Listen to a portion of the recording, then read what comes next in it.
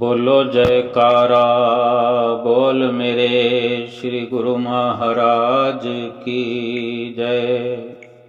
सभी गुरुमुख प्रेमियों से सप्रेम जय सच्चिदानंद। सत्संग एक जीवन का आवश्यक काम है। सत्संग में क्यों जाना जरूरी होता है, क्यों बार बार संत महापुरुष फरमाते हैं कि सत्संग में आया करो, सत्संग में जाया करो। इसलिए जरूरी होता है सत्संग की। सत्संग जो है हमारे मन को पवित्र करने का सबसे सरल साधन है। सत्संग में ही रोज नित्य नए सत्संग के कुछ आदर्श प्राप्त होते हैं, कुछ संतों के ऐसे वचन सुनने को मिलते हैं जिसमें ध्यान जुड़ जाता है। उन वचनों पर सुरती कभी कम कभी ज्यादा लगती है, लेकिन जहां जिस भी शब्द को सुरत पकड़ लेती है, फिर उन शब्दों पर मंथन शुरू हो जाता है। और इस प्रकार सत्संग के वचनों का मंथन करना, चिंतन करना, बार बार सोचना, क्योंकि संतों महापुरुषों के वचन तो सदैव लाभकारी होते हैं। और मन को साफ करना, मन को पवित्र करना, ये बहुत जरूरी है। और मन को साफ सुथरा करने के लिए सत्संग ही जरिया है, सत्संग ही साधन है ये। और सत्संग की निरंतरता से हमारे सारे कर्मों में ही शुद्धता आने लगती है। हम समय की पाबंदी का भी ध्यान रखते हैं, क्योंकि सत्संग जहां भी होता है एक निश्चित समय पर होता है। और हमें अगर सत्संग की आदत हो जाती है तो एक समय की पाबंदी का ख्याल हमें लगा रहता है कि हमने इतने बजे सत्संग पे जाना। अगर हम देर से भी पहुंचते हैं, सत्संग अगर 5 बजे शुरू होता है, अगर हम थोड़ा देर से पहुंचना चाहते हैं या किसी कारणवश देर हो गई है,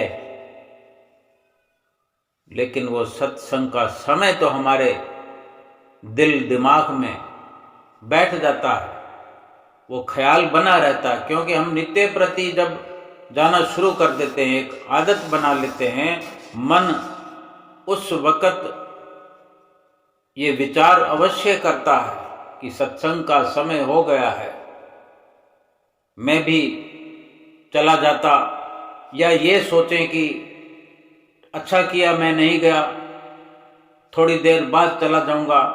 लेकिन ध्यान सुरत कहीं ना कहीं सत्संग में पड़ी है।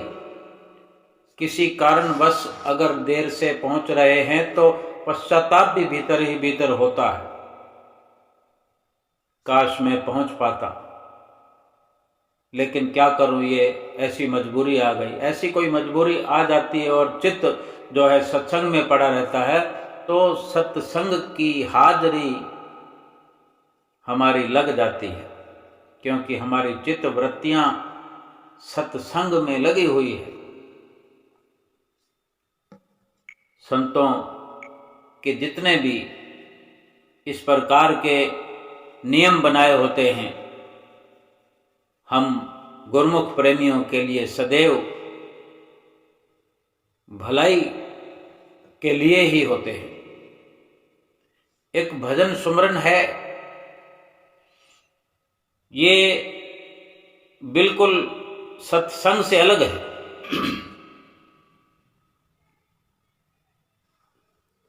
इसको अलग से विचार करना चाहिए, इसको अलग कुछ अपना ध्येय बनाना चाहिए भजन सुमरन के लिए।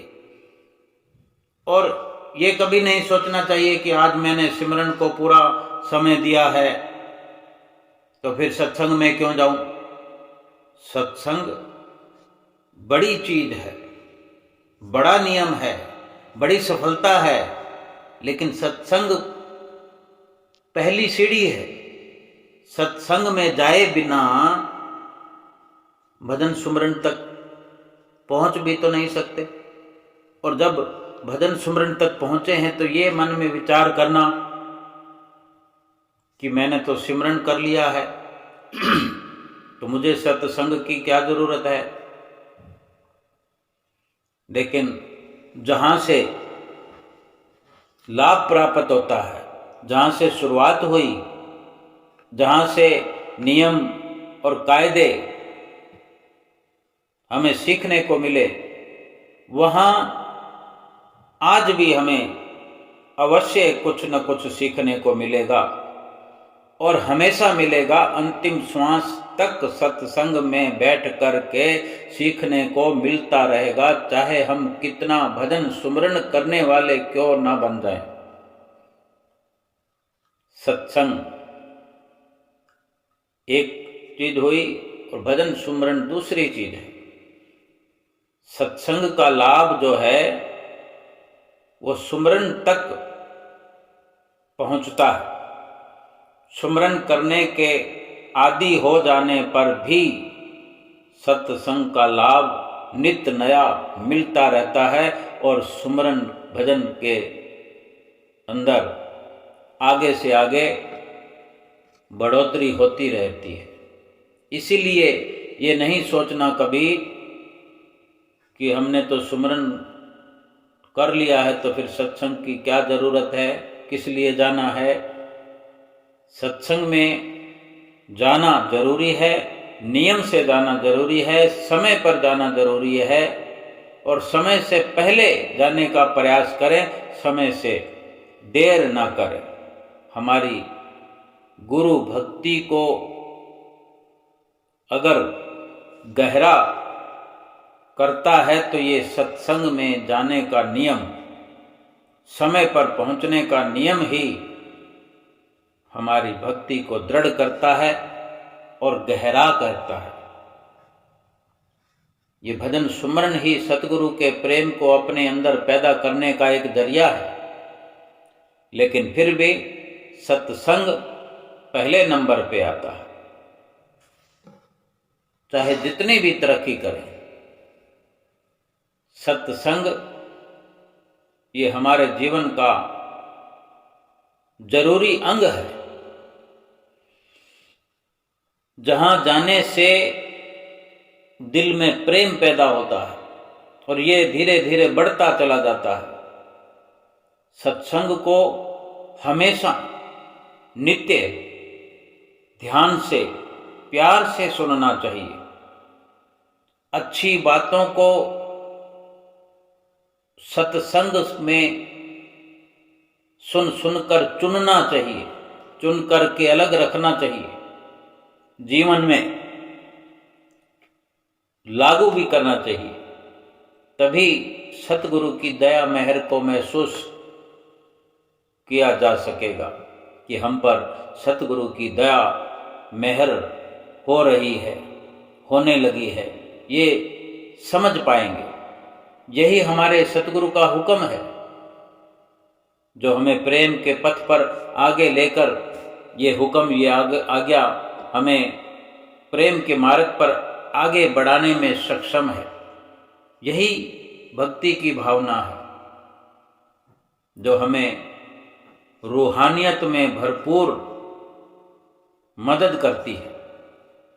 अगर हम बीमार हैं और इस वजह से सत्संग सुनने, सत्संग में नहीं जा पाए, तब कोई बात नहीं, क्योंकि जब शरीर हमारा दुर्बल है, कमजोर है, इस कारण वश अगर सत्संग में नहीं पहुंच पाए तो सतगुरु की तरफ से भी माफी हो जाती है। लेकिन हमारी चित्तवृत्तियां सत्संग को कभी भुलाएं नहीं। सत्संग से, सत्संग के रास्ते से विचलित नहीं होना।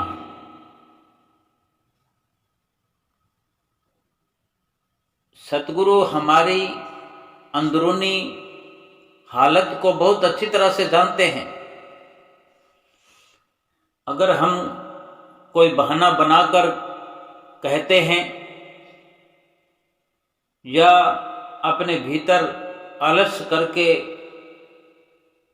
किसी और बात का सहारा लेकर के हम टाल मटोल कर देते हैं, भले हमें कोई कुछ कहने वाला ना हो, लेकिन सतगुरु बड़ी अच्छी तरह से हमें जानते हैं। हमारे अंतर मन की सब कुछ देख रहे होते हैं, समझ रहे होते हैं। इसलिए हम ना तो अपने आप को और ना ही सतगुरु को धोखा देने की कोशिश करें। कोई भी झूठ मूठ का बहाना ना बनाए। हमारे अंदर क्या चल रहा है, पल पल की खबर सतगुरु को होती है। हमारा मन हमें चालाकियां करना सिखाता है, चालाकियां करता रहता है, धोखा देता रहता है, लेकिन हमें अपने सच्चे विवेक से, ज्ञान से काम लेना चाहिए कि सत्संग जाएं या ना जाएं। अक्सर जो अवसर मिलता है सत्संग में जाने का, ये कश्मकश बहुत दफा होती है। किसी किसी के जीवन में तो रोज का ये झगड़ा बखेड़ा है, जाऊं कि ना जाऊं, जाऊं कि ना जाऊं। लेकिन जब जब भी ऐसे जीव अपने विवेक से काम लेते हैं, सच्चाई से काम लेते हैं, तो सत्संग में पहुंच जाते हैं। और जब जब भी मन के अधीन हो जाते हैं, मन के द्वारा वर्गलाए जाते हैं, मन के धोखे में आ जाते हैं, तो सत्संग से महरूम हो जाते हैं, सत्संग से खाली रह जाते हैं, नहीं पहुंच पाते, जानबूझकर बैठे रह जाते हैं और सत्संग का समय निकल जाता है। वैसे एक विचार हम अपने अंदर करके देखें, क्या कोई ऐसा कार्य है जो सत्संग से अधिक लाभदायक है? हम गहराई से विचार करें, अपने अंदर गोता लगा कर देखें, सत्संग का लाभ क्या है? जो हम कई बार भजनों में सुनते हैं, सत्संग है मान सरोवर, सुखों की खान बंदे, सत्संग से मिलते हैं सचमुच भगवान बंदे। सत्संग से होकर जाता है जन्नत का रास्ता। सत्संग से सुमरन तक ही नहीं पहुंचते, बल्कि इसी सत्संग से जन्नत में पहुंच जाते हैं, वैकुंठ में पहुंच जाते हैं, भगवान के धाम में पहुंच जाते हैं। सत्संग जो है सुखों की खान है। तो हम समझ पाएंगे, जब विवेक से विचार करेंगे, तो सत्संग से कोई भी ऐसा बढ़कर काम नहीं है दुनिया में।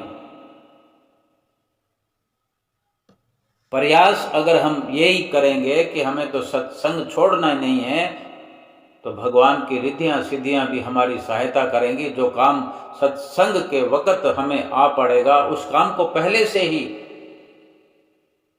हम कर पाएंगे। और सत्संग का जो समय हमारे लिए बिल्कुल खुला रास्ता बनकर हमारा इंतजार करेगा। हमारी सोच अच्छी हो, हमारी नीयत शुद्ध हो, तो भगवान स्वयं मदद करते हैं। और अगर हम ही स्वयं बहाने बनाएंगे,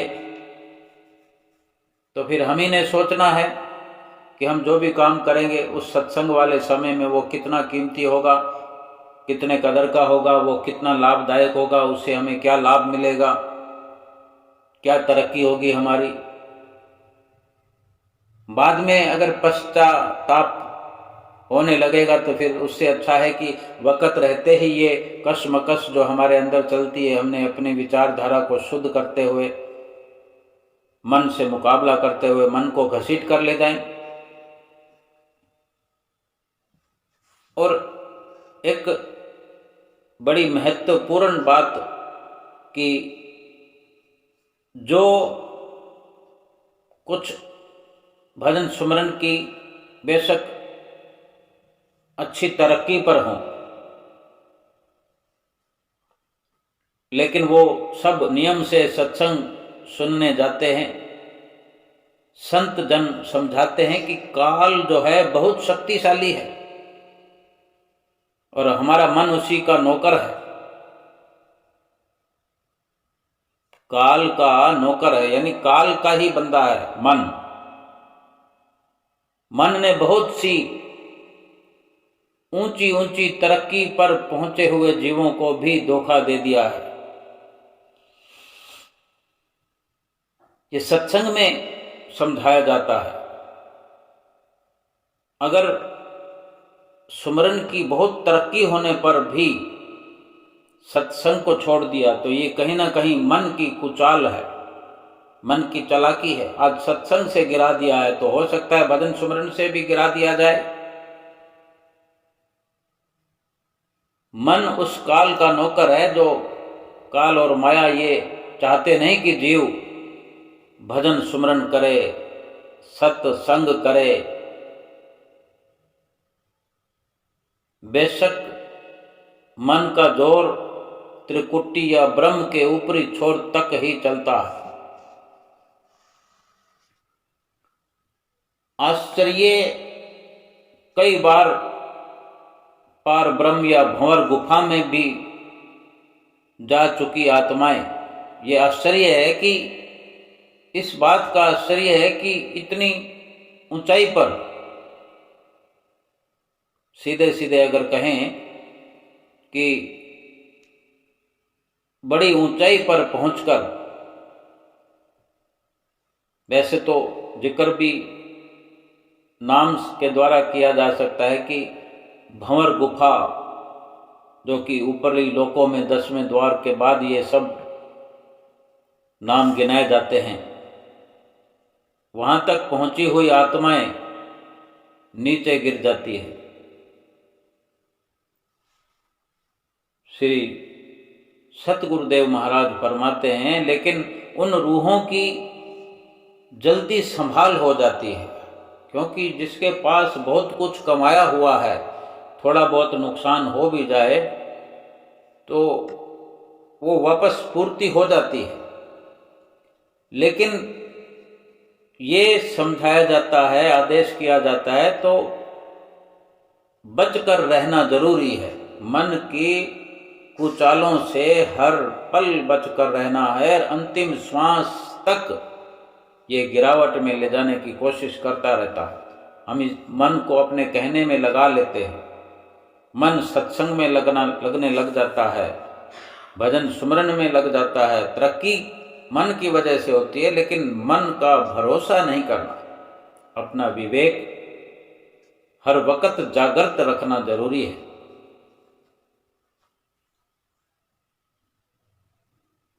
और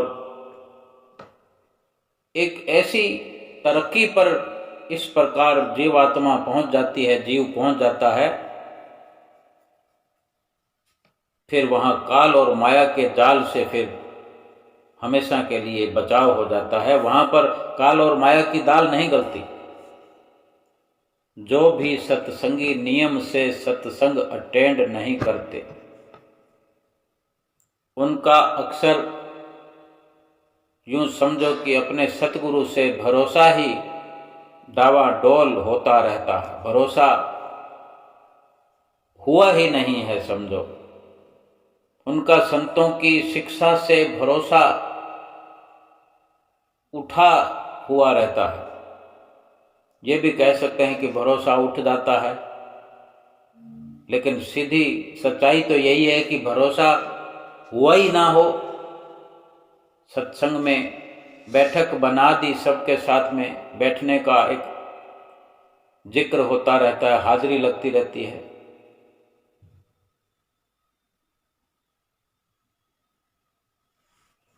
लेकिन वो केवल नाम के ही साथ है। जो भी नियमित सत्संग सुनेंगे उन्हें भजन सुमरन में भी फायदा मिलेगा। जो केवल नाम के साथ डटे रहते हैं, नियमित सत्संग सुनते हैं, सत्संग में बैठने के साथ साथ सत्संग को ध्यान से सुनना, गौर से सुनना और उसमें से कुछ शब्दों का चयन करना, कुछ शब्दों को चुनना, उन पर गहराई से मंथन करना, विचार करना और अपने जीवन में अमल में लाना।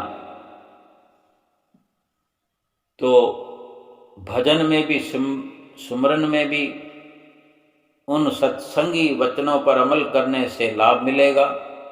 मन डावाडोल नहीं होगा, मन चाल चलने में असफल रहेगा। सत्संग करने वाला कौन है? हम अपनी सोच के अनुसार कई बार सोचते हैं कि ये ऐसा है, ये वैसा है, कोई महात्मा जन है, कोई भगत जन है। अगर किन्हीं को भी सत्संग की ड्यूटी मिली है तो ये सतगुरु की मौज है। कुछ न कुछ काबिलियत सतगुरु ने निर्धारित की है। बेशक सत्संग करता अपने भक्ति और अपने ऐसे कर्मों के अनुसार इस पद पर वो पहुँचे हैं, तो हम इस प्रकार का अपने भीतर तर्क वितर्क ना करें कि ये अच्छा है या ये बुरा है, इसको क्या अधिकार है। हम उन शब्दों का चयन करें जो हमारे लिए लाभकारी हो सकते हैं। इसमें हमें फर्क नहीं पड़ना चाहिए। हमें केवल संत की वाणी पर ध्यान देना है, वो तो अपने आप में पूर्ण है। कोई दोहा बोला जाता है, कोई चौपाई बोली जाती है, कोई गुरबाणी का शब्द बोला जाता है, जो भी बोला जाता है वो तो संतों महापुरुषों की लिखी वाणियां हैं। अगर हमें लगता है कि अर्थ करने में कुछ 19-21 का फर्क है तो हम सक्षम हैं, तो हम अपने आप से उसका अर्थ अपने लिए बना लें। हमारा जो ध्यान है वो संतों की वाणियों पर होना चाहिए, उन शब्दों पर होना चाहिए, क्योंकि वो शब्द जो है संतों के वो परिपूर्ण है, उनकी शिक्षा दीक्षा भी पूर्ण है। हम किसी का इम्तिहान लेने नहीं पहुंचे हैं सत्संग में, हम किसी को भला बुरा कहने नहीं आए हैं, सत्संग करने आए हैं। सत्संग करें और सत्संग करके घर लौटें। हम तो अपने सतगुरु के बुलावे पर आए हैं। हम कुछ ऐसे प्रेमी सत्संगियों को भी जानते हैं जो सैकड़ों मील यात्रा करके केवल 1 घंटे का सत्संग सुनने पहुंचते हैं। उनका अपने सतगुरु से प्यार है। ऐसे ऐसे गुरुमुख प्रेमी कितनी दूर से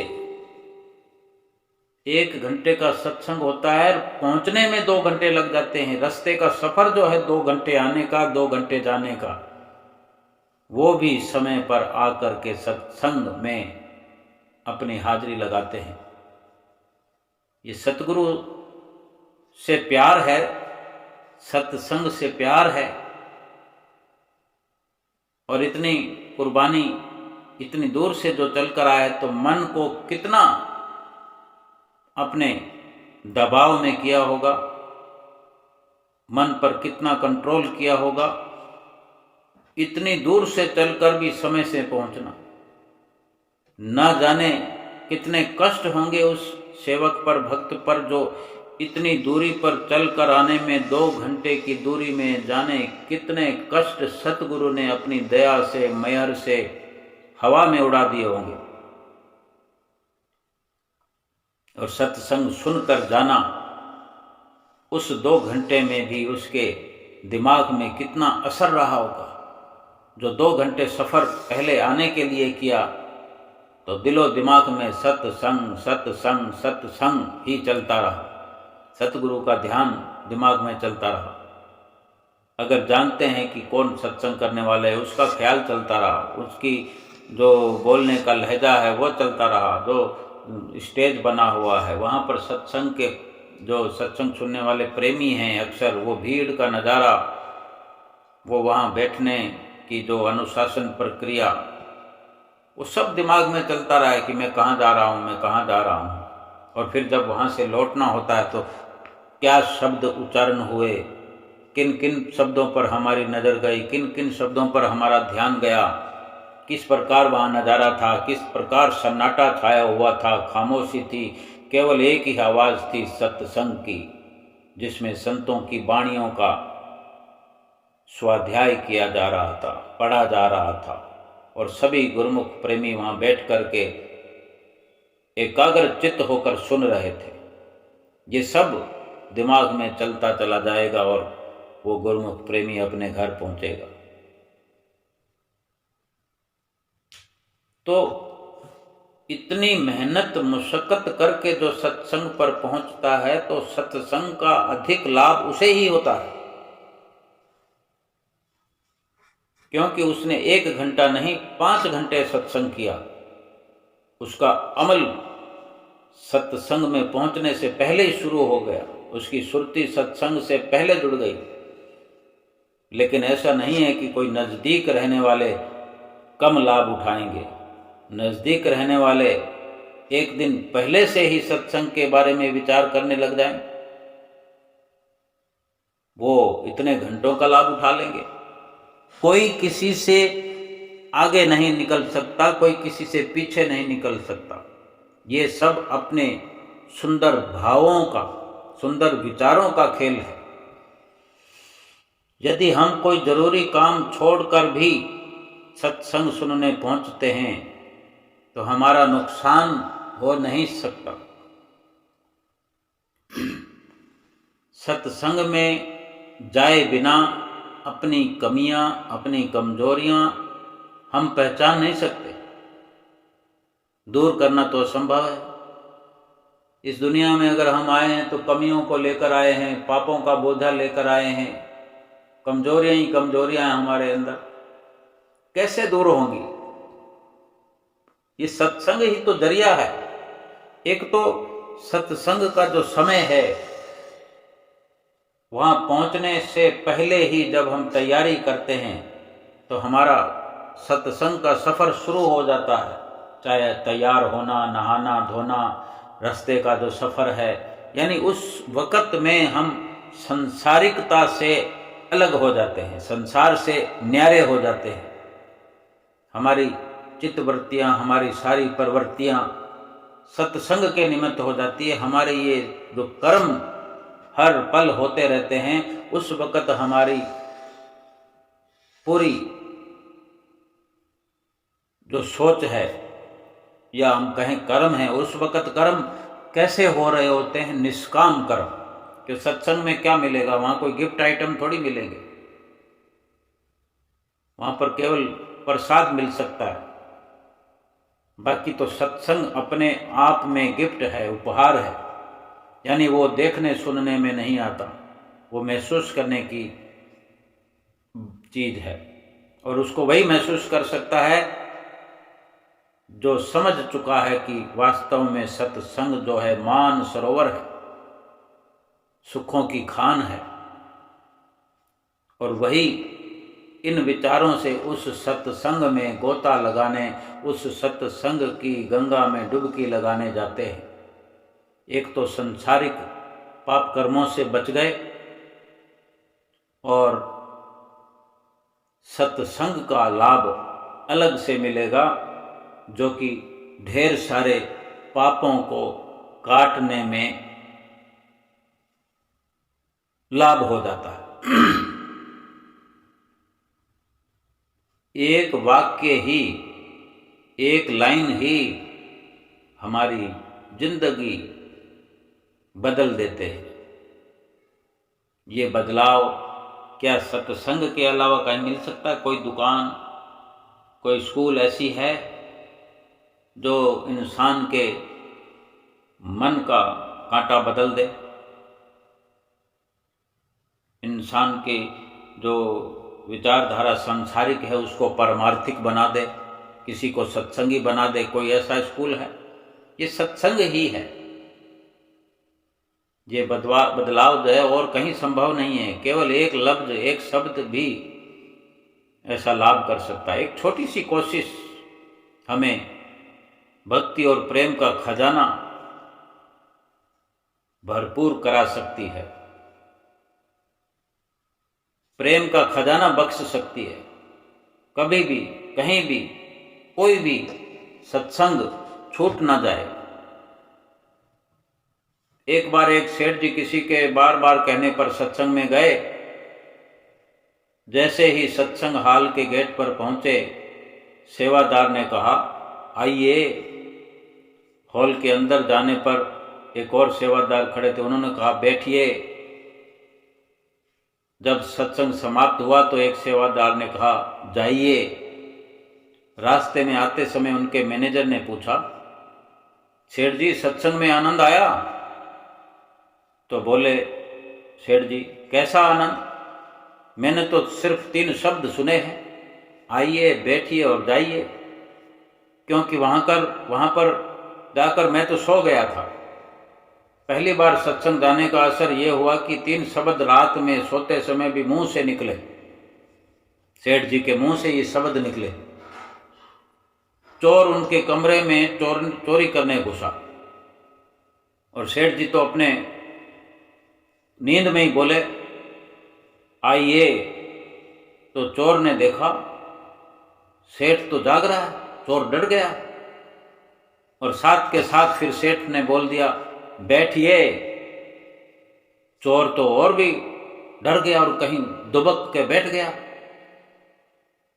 वहीं कोने में बैठ गया डर के मारे कि अब तो मारा जाऊंगा। ये सोच ही रहा था कि सेठ जी जाग रहे हैं, ये विचार ही कर रहा था। तो सेठ जी ने फिर बोल दिया, जाइए। तो उसने सोचा कि मुझे आदेश हो गया है, मुझे छोड़ दिया, बख्श दिया है, और जान बचाकर वो चोर भाग गया। मगर सुबह होते ही चोर माफी मांगने सेठ के यहाँ पहुंचा। सेठ ने कहा कि हमें कुछ पता नहीं, ये तो 3 शब्द सत्संग में हमने सुने थे जो सोते समय ही मुंह से निकले हमारे, आइए, बैठिए, जाइए। लेकिन तुम्हारे द्वारा चोरी किए जाने वाला धन हमारा बच गया इस सत्संग के इन शब्दों से। वहां पर पूरा समय हमने नींद की, लेकिन जिस वक्त जाग रहे थे यही शब्द सुने, क्योंकि वहां पहुंचते पहुंचते आइए, बैठने से पहले ही सुना कि बैठिए। फिर जब सत्संग समाप्त हो गया तो किसी ने वहाँ जो सेवादार खड़े होते हैं बोल दिया कि अब जाइए, सत्संग समाप्त हो गया। सिर्फ यही कहा कि जाइए। अगर पूरा सत्संग जाग कर सुनता, आनंद लेता तो बहुत कुछ मिल सकता था। और रोज प्रतिदिन वो सेठ जी सत्संग में जाने लगे। कहने का भाव यही है कि सत्संग से नित्य प्रति सदैव कुछ न कुछ मिलता है। लेकिन अगर सत्संग सुनने वाला ही कभी बंद आंख से या खुली आंखों से ही सोता रहे, यानी ध्यान कहीं होगा तो कानों में तो शब्द पहुंचेंगे ही नहीं, लाभ कैसे होगा? जो भी सुना जाए उसको अच्छे प्रकार से ध्यान से सुने हुए शब्दों पर मनन करना जरूरी है।